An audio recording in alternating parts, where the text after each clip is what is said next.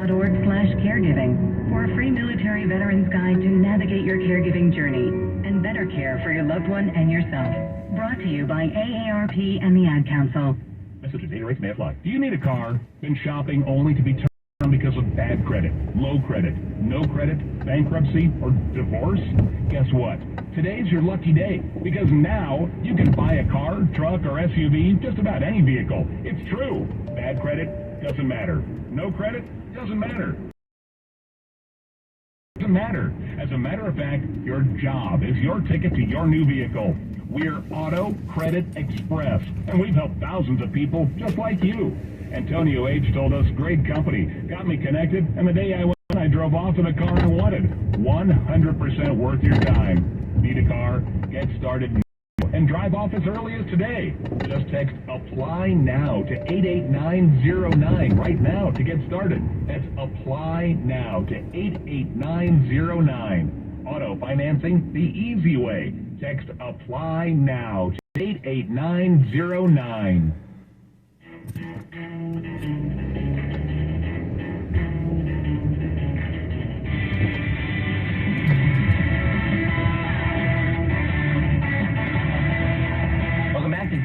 Show. So Ron DeSantis has declared culture wars on a bunch of fronts, and he's fought the good fight. He's doing it again with regard to the death penalty in the state of Florida.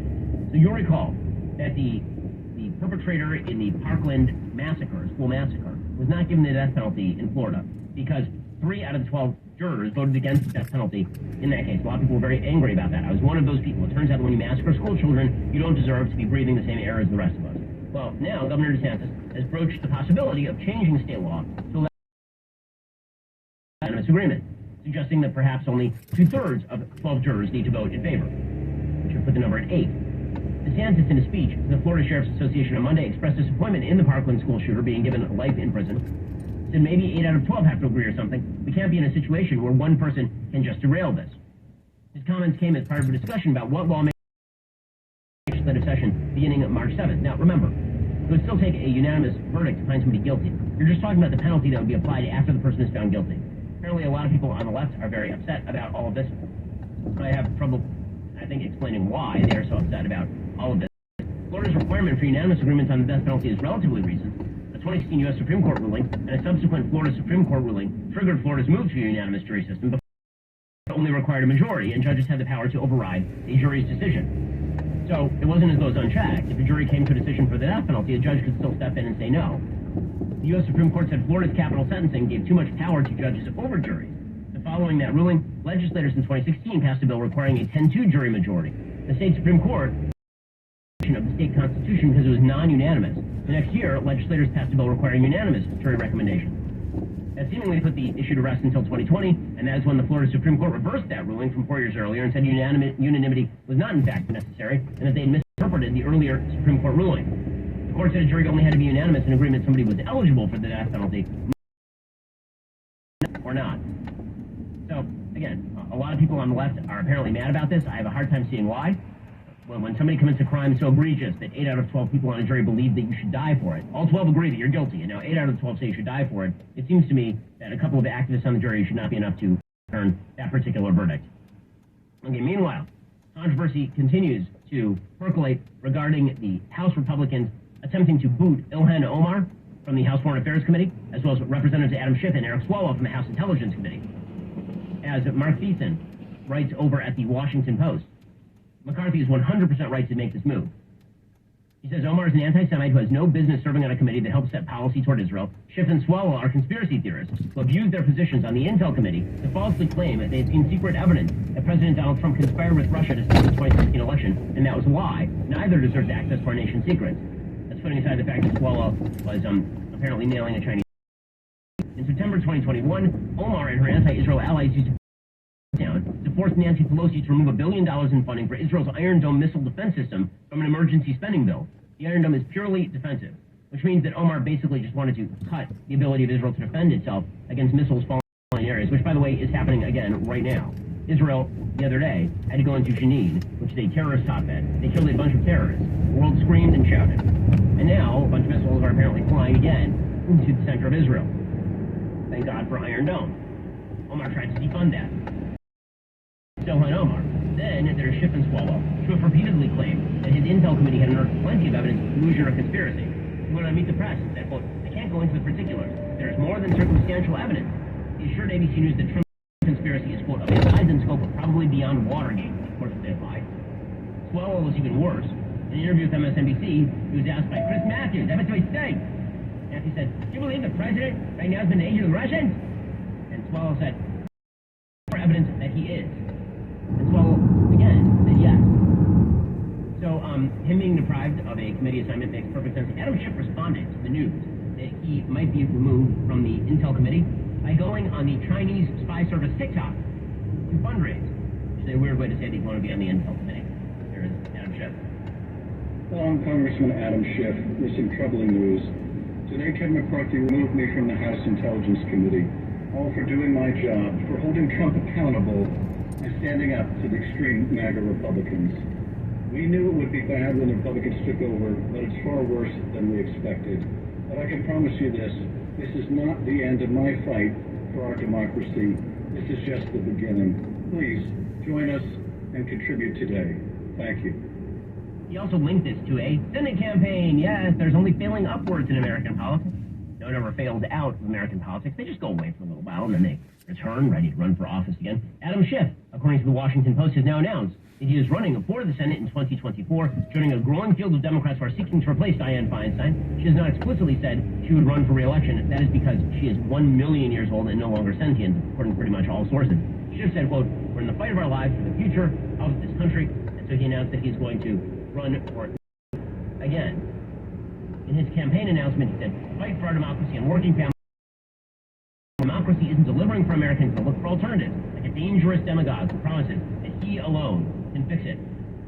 Schiff has been elected to Congress in 2000. He represented a large swath of the greater Los Angeles area, including the San Gabriel Valley. And, of course, he led the impeachment effort against Trump and lied to the press repeatedly about what he had and had not seen. Schiff joined Representative Katie Porter, 49, who, of course, announced her run this month. Whiteboard, who writes a bunch of stuff, and then people get super excited because she has a whiteboard. Barbara Lee also wants to run for the Senate seat as well. She is 76 years old, so she is more in line with the age we expect of our nation's top leaders. It'll be fascinating to see which one of these dullards emerges from this race. All three of those candidates are terrible, by the way. I guess California has that to look forward to. Once again, I am very glad I no longer live in California. This is the Ben Shapiro Show.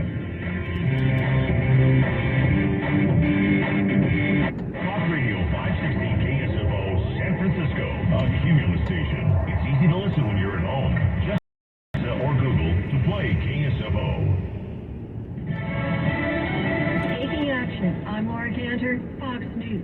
The Memphis Police Department disbanding the Special Police Unit, which included the 5 officers who were shown in body cam footage beating 29-year-old Tyree Nichols during a traffic stop earlier this month. Nichols later died.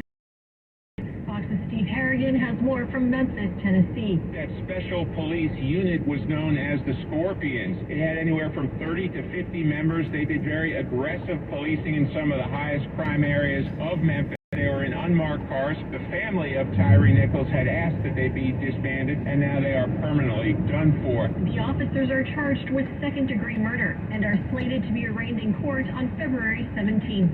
More details emerging regarding the recent shooting in Half Moon Bay, California. Fox's Jackie Ibanez with an update. That massacre left 7 workers dead at 2 farms in Half Moon Bay last week. Prosecutors now know that the accused 66-year-old gunman became enraged when his boss billed him $100 for damaging the forklift. The supervisor was the first to die.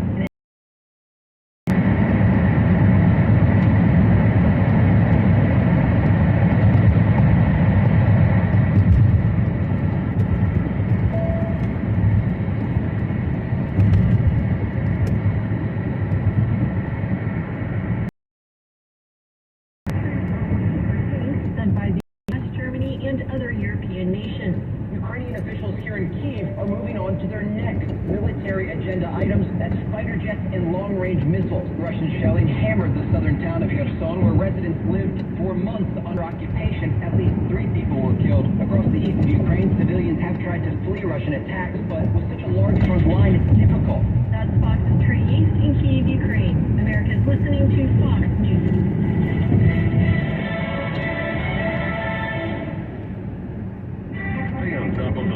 forecast with America's Weather Team in the palm of your hand. Here's the latest from America's Weather Center.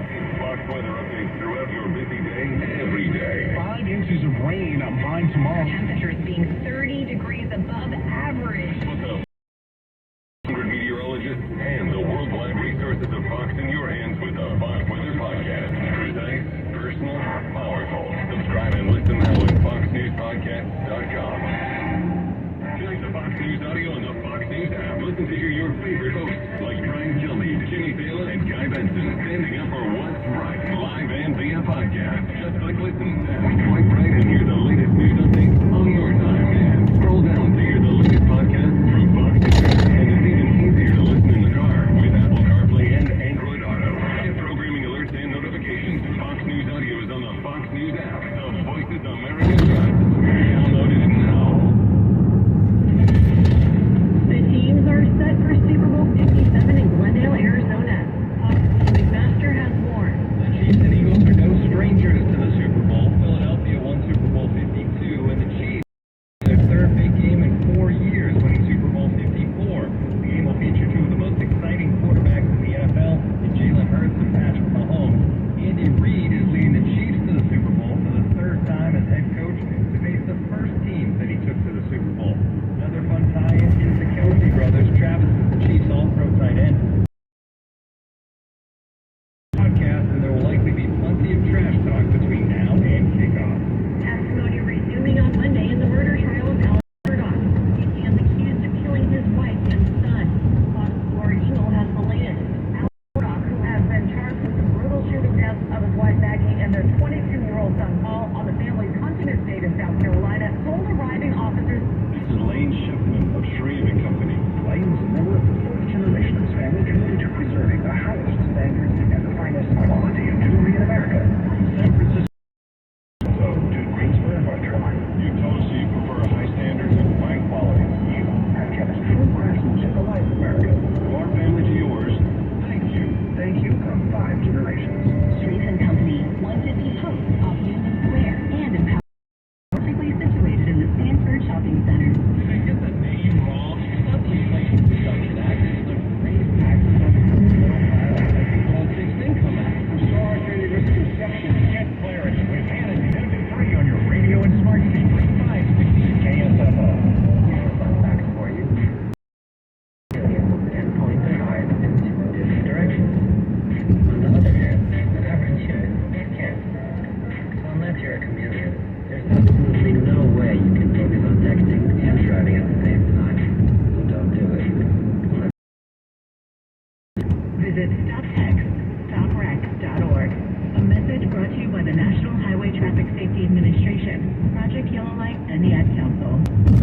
Bongino. This is the Democrats with Trump. They raided the guy, they spied on him, they accused him of treason, being a racist, a Nazi, a fascist, killing people, and he still won't go away. Bongino, 9 to noon on your radio and smart speakers. 560 KSFO. Remember when the border sounded like this? We're going to have strong borders, and people are going to come into our country legally. And then this happened. There will not be another foot of wall constructed in my administration. And now, here's Texas. They're overrun. It's harming their neighborhood. There's litter everywhere. There's children everywhere. They've been abandoned. And really, the only people on the border reporting on this are the independent journalists and the Fox reporters. And Mark Levin. 3 to 6 on your radio and smart speaker. 560 KSFO.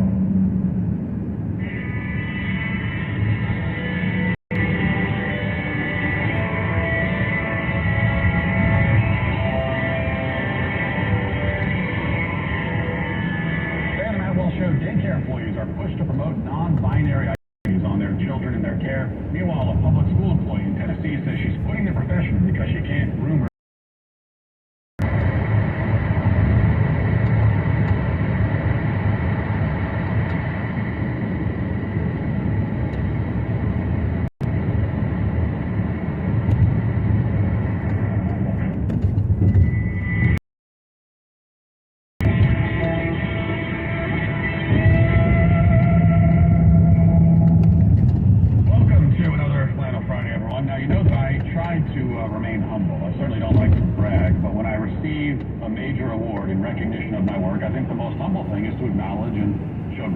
And so I must say that I am grateful to start this year off with not one, but two prestigious awards. The first came at the beginning of the month.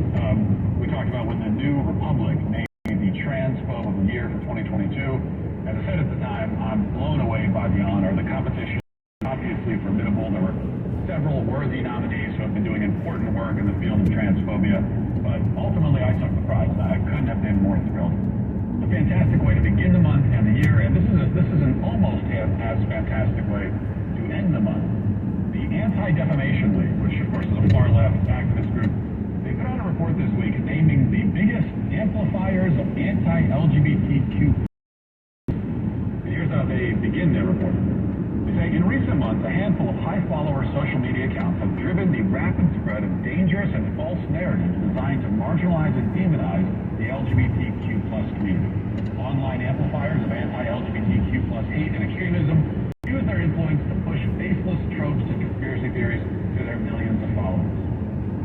These claims are frequently picked up by major far-right media personalities, expanding their reach.